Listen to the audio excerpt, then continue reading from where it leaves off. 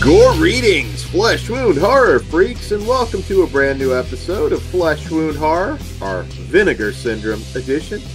I am Daniel Shine, and that is producer Todd Loya. What's up? So, yes, we're here to cover some new Vinegar Syndrome Blu-rays, and we'll kick it off with 1978's Satan's Blood from director Carlos Puerto. And this one, after a chance encounter with a mysterious couple claiming to be old friends, Andre and Anna are invited to spend the evening at a beautiful, secluded old villa.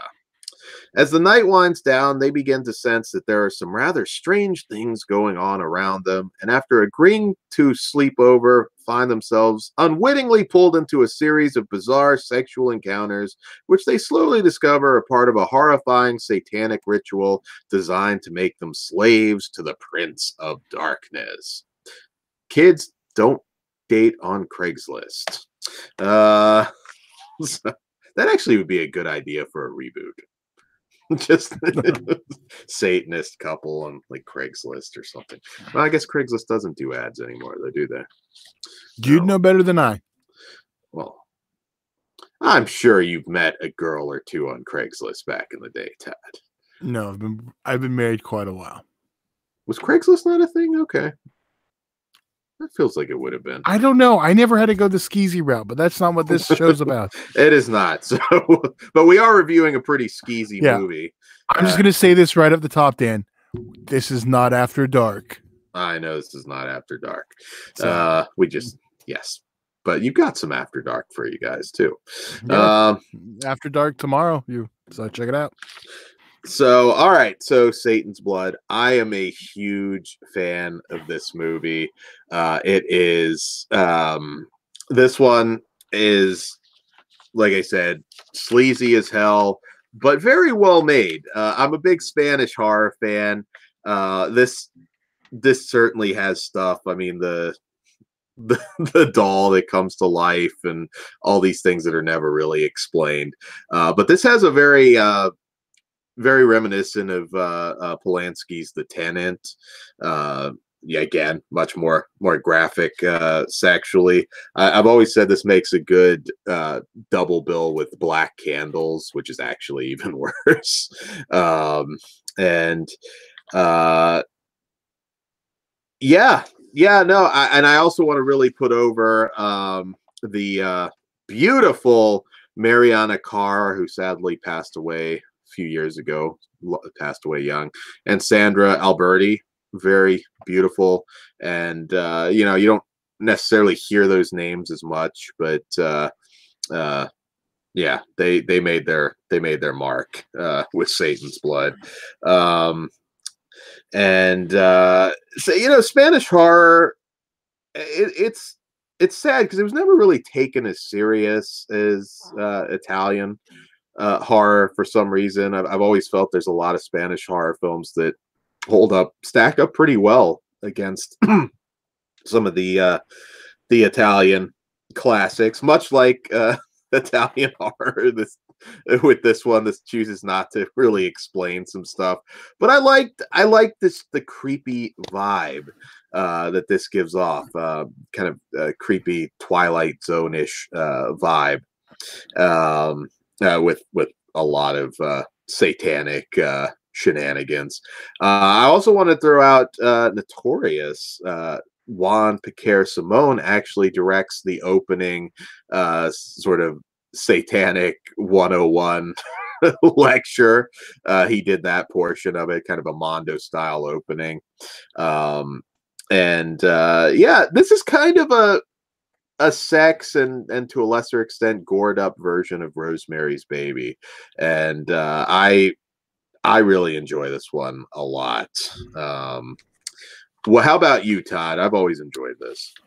Yeah, it's actually been a while. I think I've owned a couple DVDs. I've never even bothered to pop in for some reason. I don't know. But I did actually throw one in to compare transfers, and it looks great. Such an improvement. Mm-hmm. But the film itself, yeah, I'm with you. I preferred this one to Rosemary's Baby, but that kind of feels like a backhanded compliment because I always say how much I don't like Rosemary's Baby. But This one was actually very entertaining to me. It's the sleaze factor. It's just everything about it is just so entertaining, and it looks great.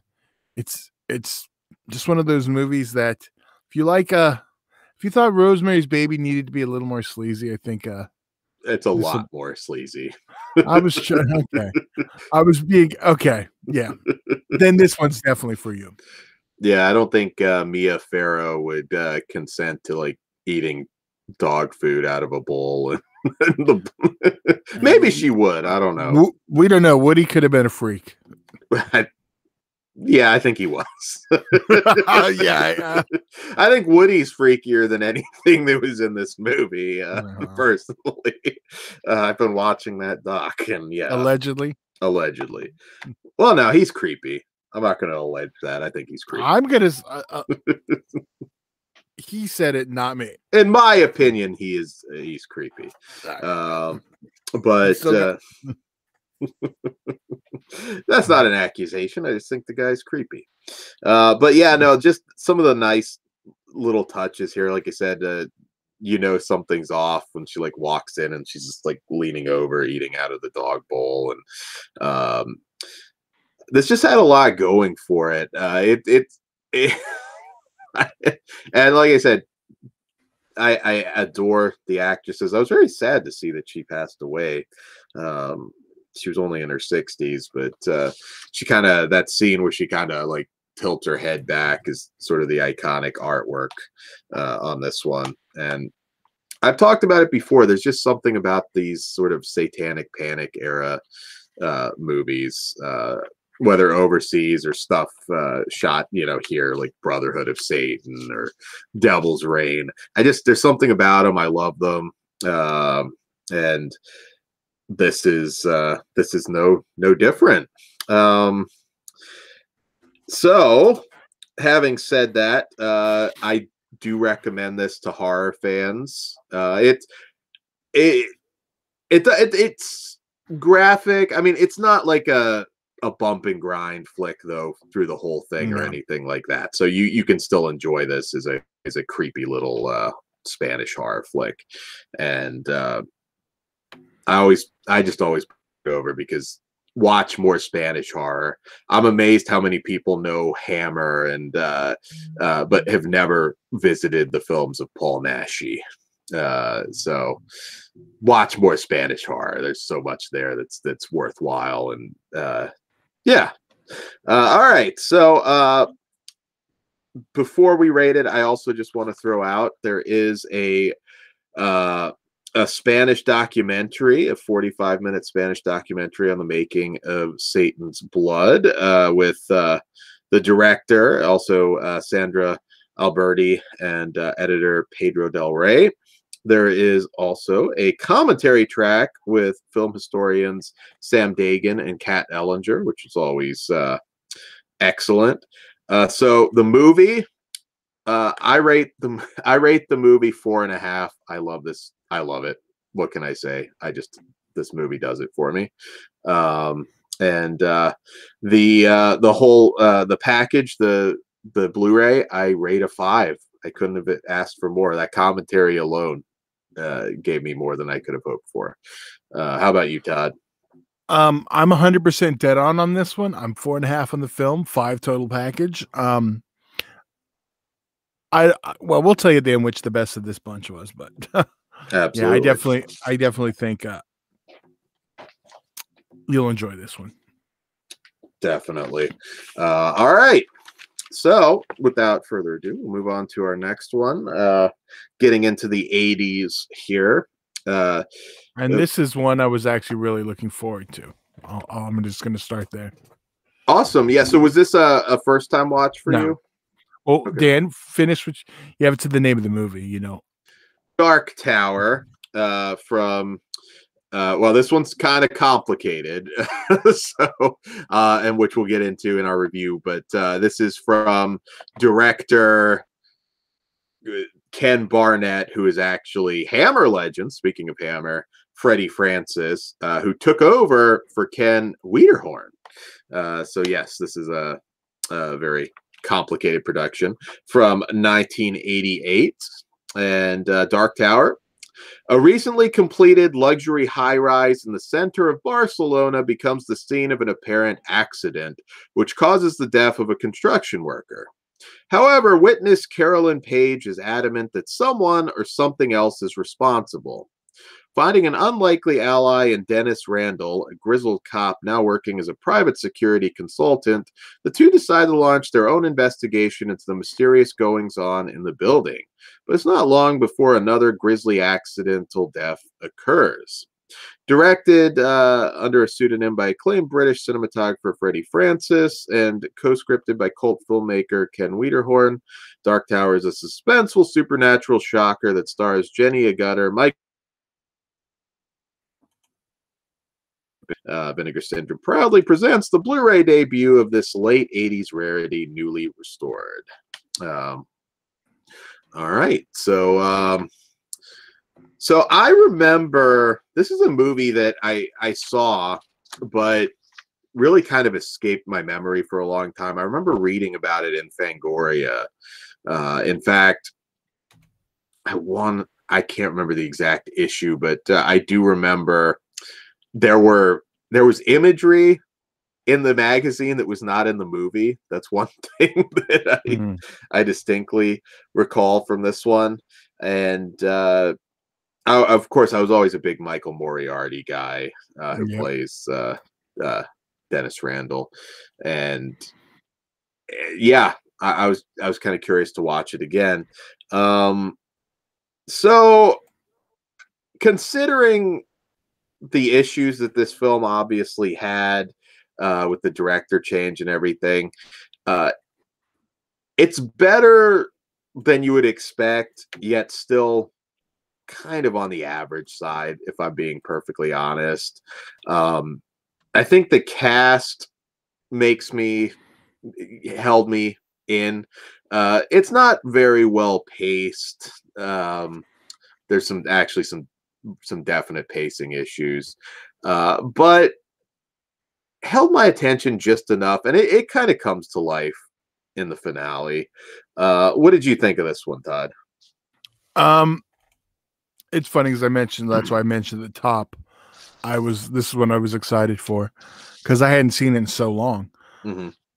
And I kind of knew the negative reaction already going in. This seems to be one people aren't in love with, and Dan included. Well, I don't love it. I think it is an entertaining bad movie. And if you watch it with people, there's a lot to make fun of. I mean, you mentioned Michael Moriarty. He's awesome in it. He's awesome in no matter what he does and elevates it.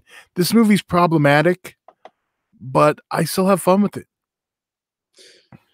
Yeah, it is also kind of funny to see Michael Moriarty and Jenny Agutter. He's probably a little bit miscast in some ways for this one, but I still love him. You could say that about 90% of his roles. Like, he does, like, you don't see him in, but he still kills it in. Yeah, no, definitely. Yeah, he definitely does. There's something very, I don't know, Moriarty about him. I don't even know how to explain it. Also authentic, because I always bitch about, unrealistic casting, which is worse than ever nowadays. But I mean, he always felt like, an everyman, probably the guy you would see in some of the real scenarios. There's some nice effects work in this. Again, it's a little bit sparse, but the tension is definitely not what it could be. I thought Theodore Bickle's character Max Gold was pretty amusing, kind of comic relief when he was kind of the paranormal expert that came in. We also get Kevin McCarthy, who has a small role as Sergey. And it's watchable. I mean, if you haven't seen this, go in with very low expectations. But overall, it's a decent one-time watch. I kind of wish it was lived up more to the the image I had in my head from that Fangoria magazine. But it's not bad. I really didn't think it was. I really didn't think it was terrible. And also kind of cool to see the Barcelona setting as well. All right. So, any closing thoughts, Todd? Are you ready to rate this one? No, I'm ready. All right. So, I give this one a 2.5. I don't think it has a lot of rewatch factor about it, but it held my interest just enough. I like the cast, and it all comes together okay towards the end. And some solid makeup work at the end as well. What say you, Todd? See, I think this movie is closer to a 2, but the entertainment value for me is higher. It's closer to a 3. I'm just going to call it in the middle and do a 2.5 also. Okay. And there is also an interview with special effects artist Steve Neal as well. Yeah, and this movie looks great. Always thumbs up to Vinegar Syndrome for constantly putting out stuff that a lot of others wouldn't touch, and so many gems just in the last few packages. I mean, that they've done so many gems. So kudos. Silent Madness. Yeah, that one I'm sure we'll talk about in another slasher series. So when that ended up being the announcement, I know I was, I think, chatting with you on text or whatever, and I knew it. I already knew it. Todd did the math. Yeah, it either had to be that or Dober. What's the dog one? Devil Dog? No. Oh, I know. I can't even think of the name now. Yeah. The Doberman one. Name's escaping me, but I knew it had to be one of those two. And they did say they have another 3D title coming up, so hopefully that's the other one. See, now whatever it is, I'll be happy. But if the first one wasn't Silent Madness, I was gonna be bummed. It could have been anything, and I still would have been Well, like I said, when at some point when I get down there, we will definitely have to have a 3D night, because I do not have the 3D television. So yeah, for sure.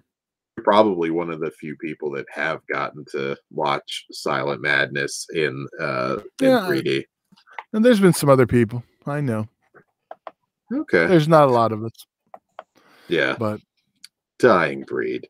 All right. So we'll get into our next film, which is a 1992 film from, once again, the notorious Juan Piquer Simon.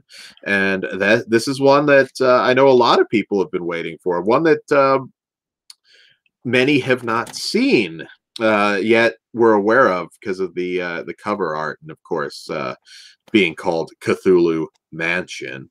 And this one, after a drug deal gone wrong, a group of punks attempt to flee a local amusement park by taking a mysterious old magician named Shandu and his beautiful daughter hostage. While trying to evade the police, the punks force Shandu to take them to a secluded mansion where they plan to seek refuge for the night and wait for the heat to die down. Unbeknownst to them, Shandu's obsession with the black arts and the occult has summoned an evil that not even he can control. As the house itself begins to terrorize and kill the trespassers, the survivors desperately attempt to uncover the horrifying secret to the mansion's magical spells, along with Shandu's own dark past. One of the last films, directed by Spain's notorious Juan Simon, Cthulhu Mansion is a lavish and unexpectedly grotesque H.P. Lovecraft-inspired chiller that, despite its early 90s production date, is firmly rooted in the aesthetics, gore, and creature effect work of prime 80s Euro horror. Never before on disc in the US, Vinegar Syndrome presents this gothic gem in a new 2K restoration of the archival 35mm film Elements.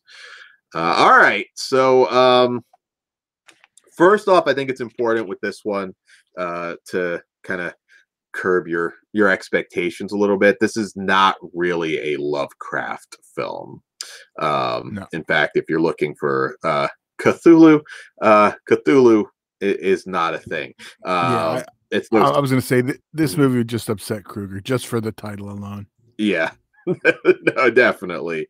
I mean, even the flashback, the black and white flashback, uh, where you essentially have a Necronomicon that's just listed Cthulhu. I think at this point, Lovecraft was really riding his post-death wave of fame from the 80s into the 90s, and I think Simone just oh, let's call it Cthulhu Mansion.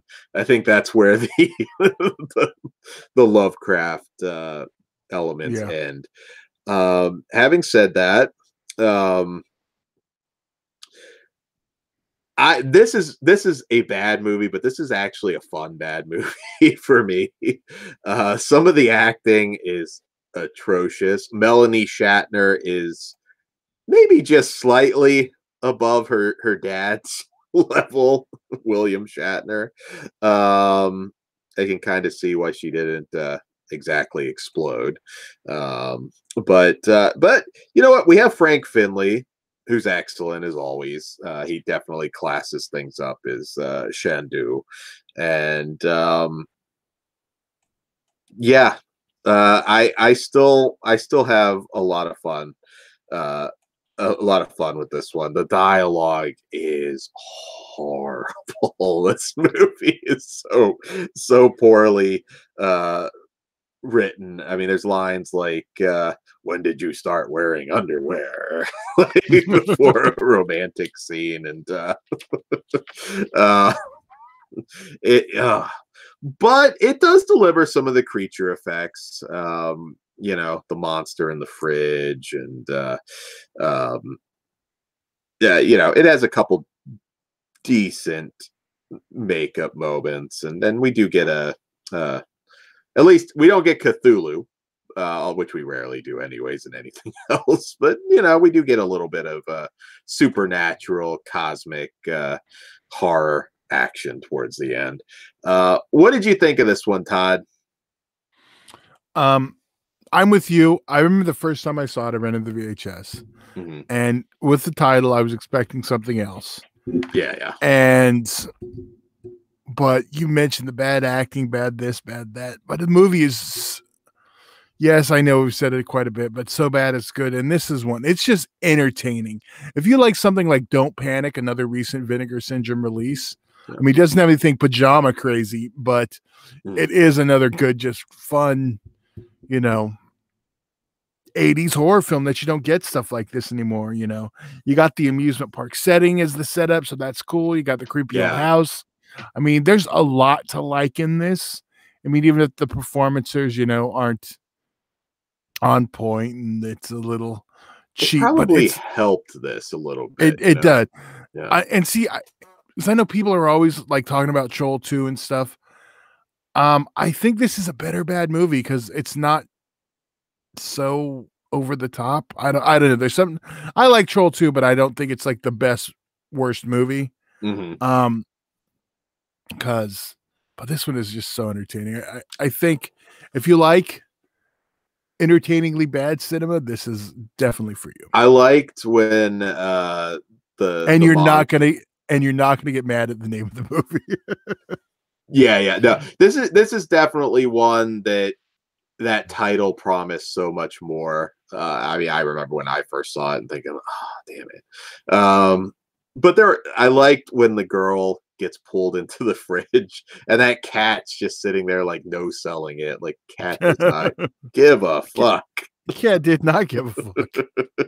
And Melanie Shatner channeling her dad when she's like destroying the plants and everything. Yeah, it's still one you can kick back with friends and still get some laughs out of, but it's not a good movie at all. I remember distinctly, like I remember renting this like with Necronomicon Book of the Dead. Speaking of one that hopefully will get a good release at some point on Blu-ray here in the U.S. And that definitely was the better of the two. Cast a Deadly Spell, another one I would love to see a Blu-ray of with Fred Well, you Ward. can watch that right now in HD on HBO Max. There you go. So yeah, you do have an option. I think there's a shot with that when we may get an MOD, a Warner Archive release. So that'd be cool. I'm hopeful. Those are two in particular. So if you want a couple better suggestions, Necronomicon, Book of the Dead, and Cast a Deadly Spell with Fred Ward. Both of those are more true Lovecraftian type flicks. Having said that, though, I still have fun with Cthulhu Mansion, and I give it a 2.5. I had enough fun that I can't go lower than that. But just make sure your expectations are. I'm a whole point higher. I'm a 3.5. I have fun with this one. Okay. It is, yeah. Again, if you like something like Panic Beats, you know what you're going to be in for. It's just a good time. So absolutely. Now, of the bunch, I'd recommend our first one the most, though. Yes, Satan's Blood in this trio of Blu-rays is, I think, the one. Again, I know some people would take some shots at that one, but I don't care. That is a Dan flick. I mean, yeah, it is, and yeah, this month these 3 titles were well worth checking out. So yes, and also on the Cthulhu Mansion Blu-ray, we get the Simone's Jigsaw, a trip to the universe of Juan Piquer Simone, which is a feature-length documentary and tribute, which also really makes this this Blu-ray. You definitely want to sit down and watch that. We also get the special effects makeup magician and interview with SFX artist Colin Arthur. So even if the movie isn't, well, it's definitely not going to blow your mind. Another excellent, highly recommended Blu-ray from Vinegar Syndrome. Yeah, that's the thing with Vinegar Syndrome, though, is it's always something different. I mean, you always get to check out cinema you don't get to. Like, I know a lot of these we've seen, but when there's one that we haven't, we're like, ooh, all right, something we haven't seen from Vinegar Syndrome. I mean, even if we end up not liking it, it's still just, it's good. I mean, so I have some friends that have been, just kind of getting into like Vinegar Syndrome and are getting to experience a lot of these for the first time. So I find that interesting too, to see what clicks. And honestly, I've noticed a lot of Cthulhu Mansion type ones click quite well. I think they enjoy them more than certainly modern day B movies that we get, because there was it's a little bit different. Like, cult happens unintentionally. Nowadays it's all like Sharknado, where they're kind of purposely trying to be ridiculous. So, which can be fun too, but there's something better about the organic happening. Yeah, absolutely. So as always, guys, please let us know what you thought of these movies, because we love hearing from the community. And be sure to check out our Patreon at patreon.com/fleshwoundfeatures. Once again, I want to thank our new patrons, Hayden, Orc, Big Crack Rock. We really appreciate you guys. That really helps us out. And so also new content up on Patreon as well, so which you should enjoy. Also, like, share, subscribe, and hit that notification bell here on YouTube, because that really helps the channel. So get in there and hit that notification bell. And also, March 24th, our 500th episode. Yes, we already have a couple sponsors for our giveaways. We have Well, he used to sponsor Squared Circle Society. We have UEW with some stuff to give away. Yes. And we have Wild Eye Entertainment. So we're gonna have some stuff from them and whoever else. So horror and wrestling. So you're covered. Your entertainment's covered.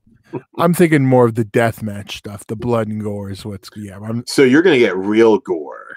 Yeah, I don't think we're going to be getting West Coast Cruiser Cups. We're going to get some good action. So it's But safe to say you will get to see Flesh Wounds Kruger in a very different light. you know what? I'll make sure that's one that we get from them. Thankfully, not kicking the shit out of me. So Yet. Well, I think he likes me more now after that last episode where I don't know. You make him forget pretty quick. I'm just gonna ride the wave, like I said. Jim Ross, Dr. Death, but we'll go all the way. It's my pitch now. It's gonna happen. Okay. So, anyways, you feel good about that? it is. I do feel good. I'm gonna enjoy him like suplexing the shit out of both of you. Revenge. Plot twist. So anyways, that's all we have for you today. We hope you guys.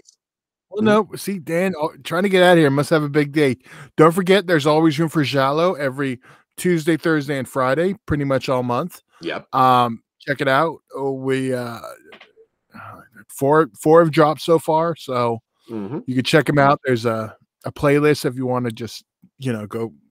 Yeah, check them out. Binge them, Dan. Yes. We are binge worthy, and that gets pretty passionate.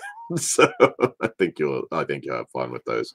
Did I miss anything else? We got a lot going on. I always forget something, but I think we have. We're not going to get to the other stuff we're promoting until after. We got some interviews in the works. Yes. And then maybe we'll announce one on the 24th. Yeah, you'll want to tune into that. We'll explain more, but there's giveaways. We'll have hopefully some pop-ins. So it'll be a bigger community type style-ish show. I don't know. We're just gonna we'll see what happens. yeah. Patrons. It'll be fun. All right, guys. Good night, and we will see you next time. All right, good night.